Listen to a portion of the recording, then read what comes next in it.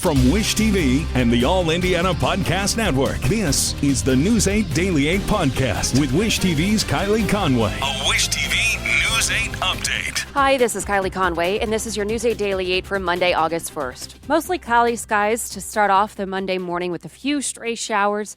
High temps will be around 90 degrees with a lot of humidity.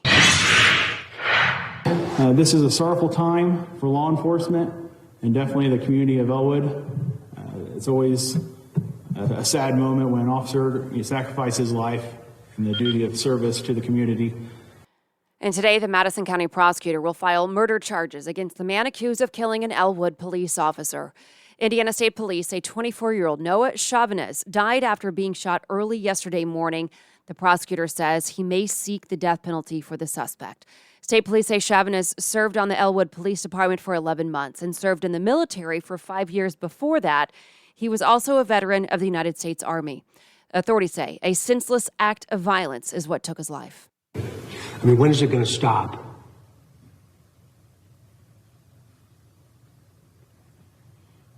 I wish I had the answer. This young man served this country for 5 years and chose to come back and serve a local community. And these senseless acts of violence perpetuate our society, and none of us understand why. State police identified the suspect as 42-year-old Carl Boards II from Anderson. So here's what we know so far about the shooting and how police took Boards into custody. State police say Chavez pulled Boards over near State Road 37 and County Road 1100 North in Madison County around 2 Sunday morning. Troopers say Boards got out of his car and fired multiple rounds, hitting Chavez at least once. Then Boards got back in the car and took off. Officials from Elwood Police Department and the Madison County Sheriff's Department say they found Chavez wounded, gave aid until medics got there.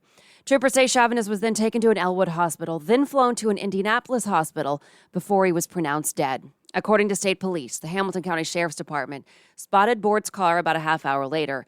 Deputies chased him on State Road 37 toward I-69. Fisher's police joined in on the chase and eventually stopped Boards and arrested him. A separate police shooting in Greenfield left a suspect dead. State police say Greenfield officers responded to Bobtail Drive just before 9 yesterday morning. Troopers think Darren Baker waited for a woman to come home, fired a shot through her car window, then forced her into the house against her will. Officers say they got into the home while Baker was actively assaulting the woman and armed with a handgun. Police say an officer shot Baker, who died at the hospital. State police say detectives and the Greenfield Police Department are working together as they continue that investigation. And breaking overnight, a person is dead after being shot in a Northwest Side neighborhood. It happened around 2 o'clock on Kingsford Drive near 73rd and Michigan Road. IMPD says officers found a male, they're not sure of his age, shot in the grass. A witness told police the victim is 17, but police say they haven't confirmed that identity. So far, police haven't said what may have led to the shooting. We're also working to find out the victim's name. And today, we could learn where the Indiana House stands on a near-total abortion ban. State senators narrowly passed the bill during a rare weekend session. It scraped by with 26 votes, the minimum needed to send it to the House.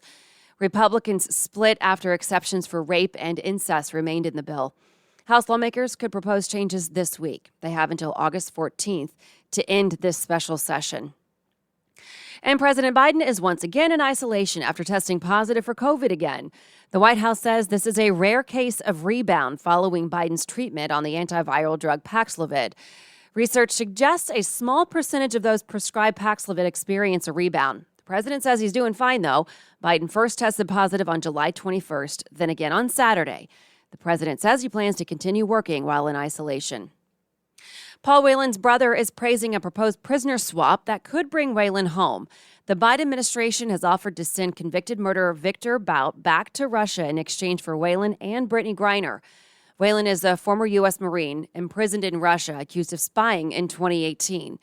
David Whelan says it's a positive sign that the two countries are talking. He says his brother is not doing well in prison because of the sanctions against Russia amid its invasion of Ukraine.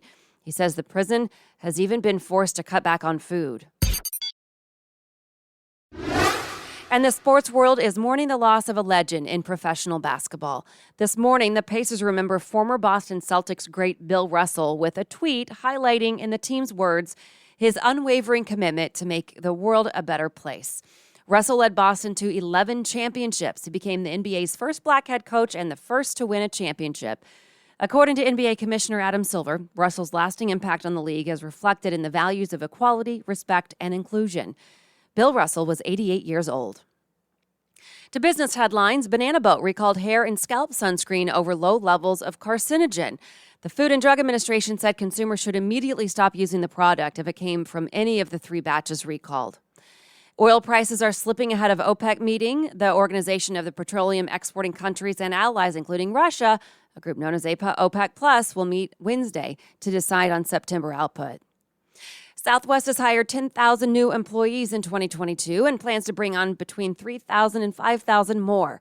Southwest also announced its first ever remote roles and has seen strong demand for the positions. Taylor Swift's jet emitted more CO2 than any other celebrity jet so far this year.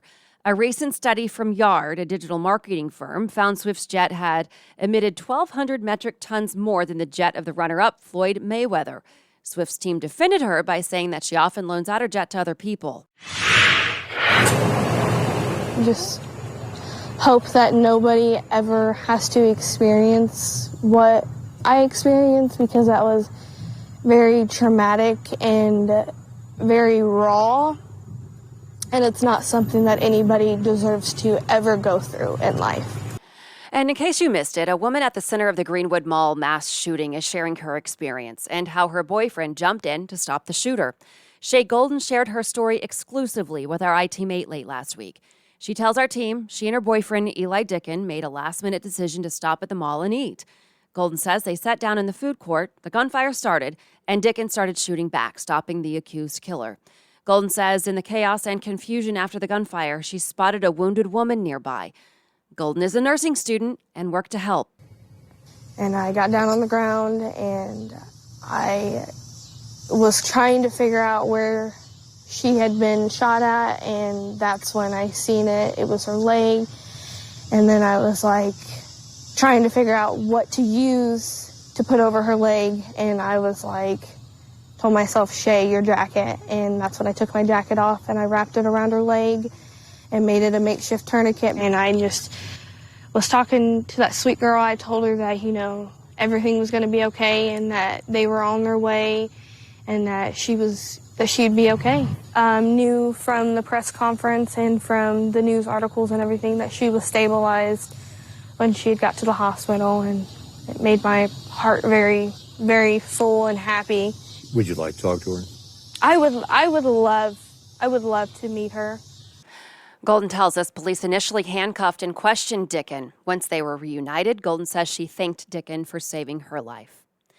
And NASCAR has a new road course star. After Sunday's Verizon 200 at the Brickyard, Tyler Reddick is soaring at the road courses. His Sunday victory makes it 2 wins in a month. It was an eventful race. Chris Buescher's car caught fire in the early stages, but he stormed back for a top 10. Kyle Larson and Ty Dillon also had a huge hit, much more direct than most road course crashes, but both are okay. The NASCAR Cup Series heads to Michigan International Speedway Sunday. And to IndyCar, where Alexander Rossi snapped a 49-race winless streak after taking the checkered flag at the Gallagher Grand Prix. Felix Rosenqvist started on the pole Saturday. Rossi started in second. He took over the lead on lap 42 after mechanical issues took his teammate Colton Herta out of the race. Rossi's win is his 8th career and his first since a win at Road America in 2019. IndyCar's next race is set for this Sunday in Nashville with the Music City Grand Prix. This has been your News 8 Daily 8 for Wish TV. I'm Kylie Conway, online at wishtv.com, and follow us on Facebook when you search Wish TV. This is the News 8 Daily 8 podcast with Wish TV's Kylie Conway. A Wish TV News 8 update on demand for even more on demand and on the go. Connect with Wish TV on Facebook at wishtv.com and on the free Wish TV mobile app. Thank you for listening, and be sure to like, subscribe, and follow this podcast for updates every weekday morning on the All Indiana Podcast Network and wherever you get your podcast.